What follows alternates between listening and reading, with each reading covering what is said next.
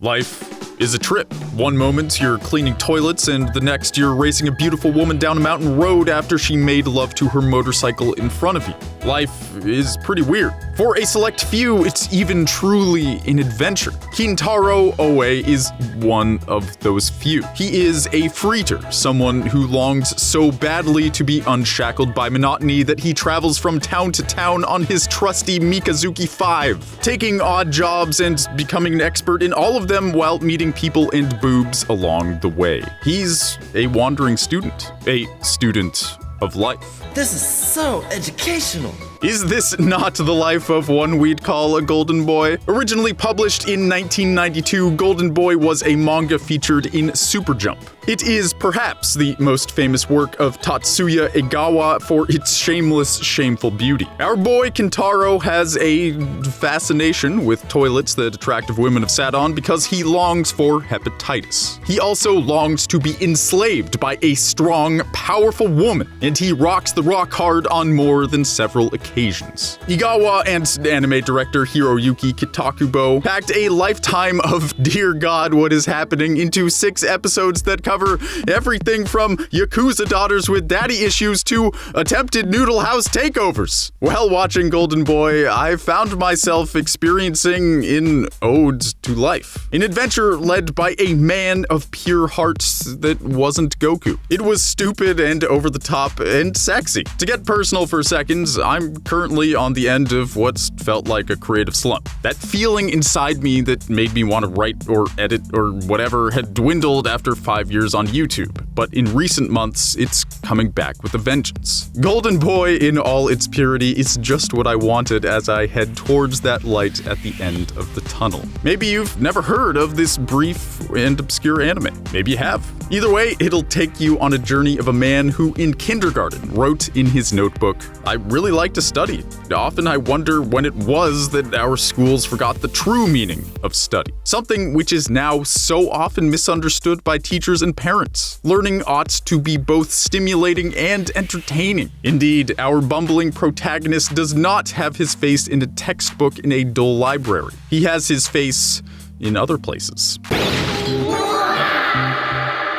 He pedals across Japan and learns by following golden threads of inspiration. Threads barely covering boobs. He stands out because everywhere he goes, no matter how much he's hated initially, he ultimately becomes irreplaceable at whatever he does. And then he leaves. He's the best, whether he's a swimming instructor or bike rider or a programmer. So if you long to be golden, if you've ever been curious how to become an expert at anything, then take a page out of fiction and let your spokes spin towards splendor. Prepare yourself for expertise obtained through strange, glittering means of lust-inspiring true genius and the impossible being made possible. This is the story of Golden Boy, the story you never knew.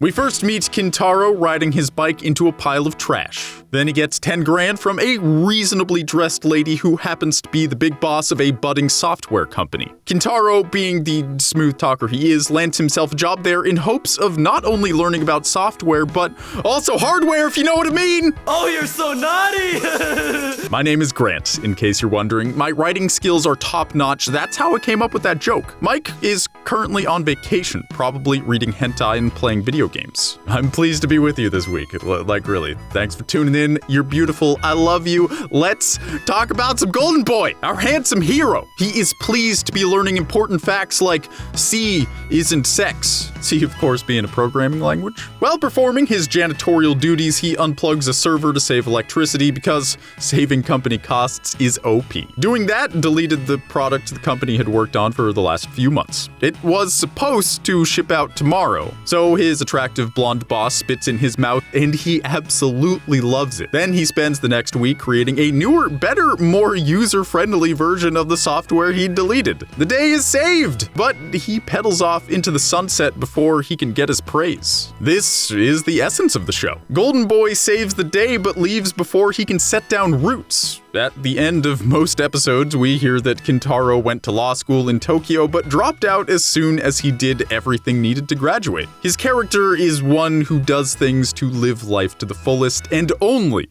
for that reason. You might think he does what he does for the approval of pretty ladies, and he's just too oblivious to realize when he's impressed them. But what if I told you that Kintaro Oe, our golden boy, is a different kind of lad? Kintaro is the epitome of wanting pretty girls to like him and longing for adventure.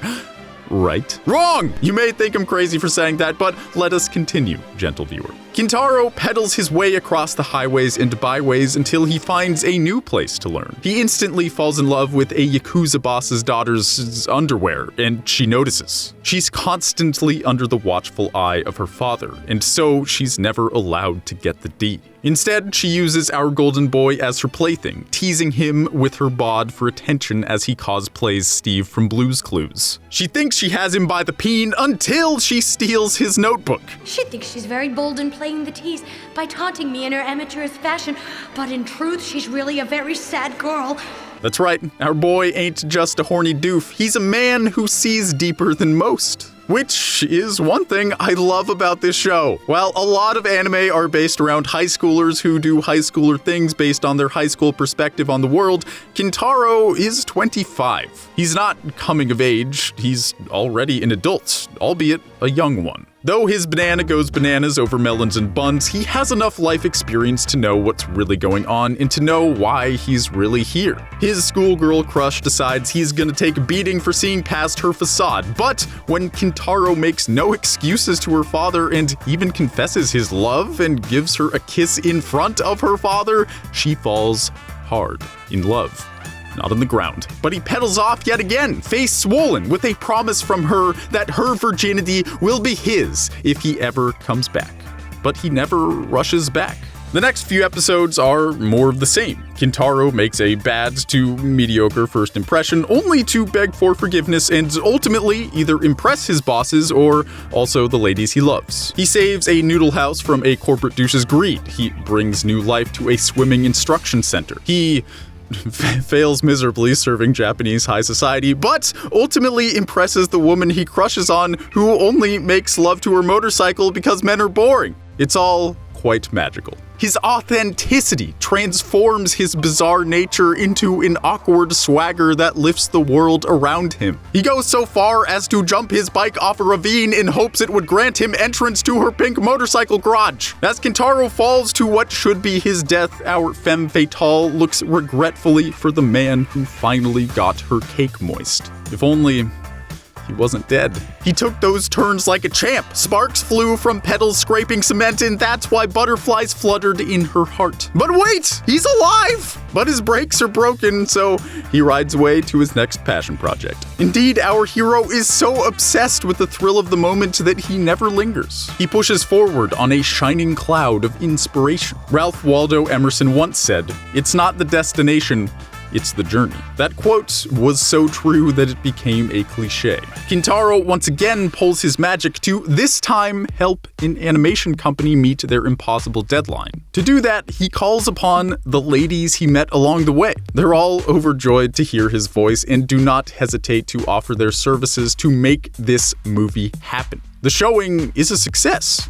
But knowing what he'd done to set out to do, our golden boy sets off for the highways and byways onto new adventures. His accidental harem chases after him, longing for him, but his pedaling is unmatched even by the roar of gasoline engines. And so, life lessons drip out from the seams of this gorgeously sewn story. Kintaro Oe revives spirits, brings hope, and inspires lust. But what is his secret? How did the golden boy become the man whose soul is bejeweled? How did our boy become golden? Well, recall earlier I said his goal was never to impress. He never cared about wooing the ladies, nor did he care about proving himself. Sure, he loses his mind over pretty girls and made plenty of decisions based on being a horn dog. But what is his true Blue's Clues inspiration? We work for end goals, to pay rent or save for the future, but there's something special about being immersed in anything. When we're not trying to reach a particular end, we enjoy what we're doing so much more. However, only a few dare take that truth for the rock-solid foundation for a life it can be.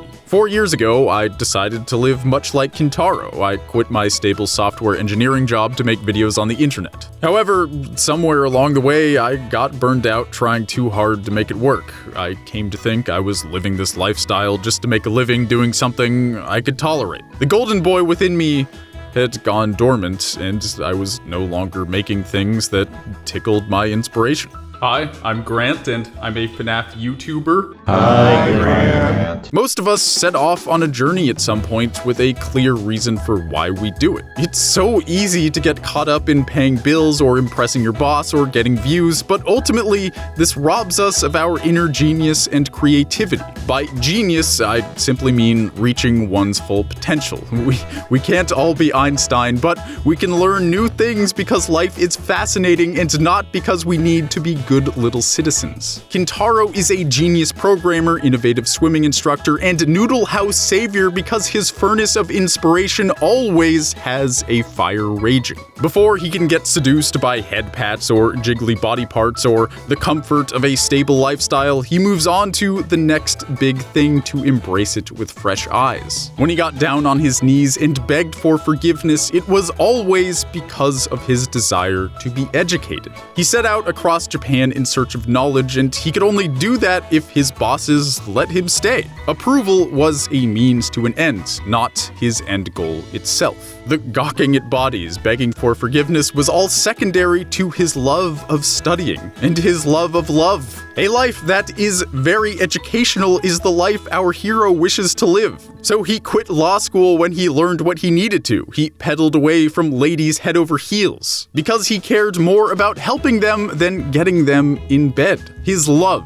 overshadows his lust, and his awkward swagger stems from purity of heart. His wisdom flows from the depths of a kind, childlike mind and into his actions. That's why a motorcycle chick knows he can rock her world harder than firing pistons. That's why the daughter of a Yakuza boss wants him to trim her roses. So next time the spice of life feels far away, the next time inspiration feels distant and impossible, know that Kintaro Oe is a man of sparkling mental health because his motivation stems not from validation, but from the love of learning itself. That was educational. To know and experience, to explore and be interested. That is the foundation of authenticity. So pedal at top speed down a mountain road with your heart open and mind engaged. Only then can you fling your body into the gentle arms of fate and not die, but thrive. As I've stopped blindly accepting monotonous bummers as part of growing up, life feels like a journey even. Golden Boy is a sparkling joy about a boy who wants to collect knowledge. Kintaro Oe is the real Ash Ketchum. That's the story of Golden Boy. The story you never knew. Golden Boy is pretty great. I have been Grant. I still am Grant. It's been a pleasure talking into your ears. With that, I would like to thank so much our lucky patron of the week, Edgy. Edgy has been kind enough to be one of our patrons, thus making these videos possible, and I am much appreciative of it. I always feel weird saying this, but for just $1 a month, you can join our Patreon Discord. You can hang out. We'll be there. Our dope community will indeed be there as well. Also, I was supposed to do a live-action outro, but my mic is gone this week, so don't tell him I just did it like this because it was a little bit easier. I'll do a live-action one next time. Bye, everybody.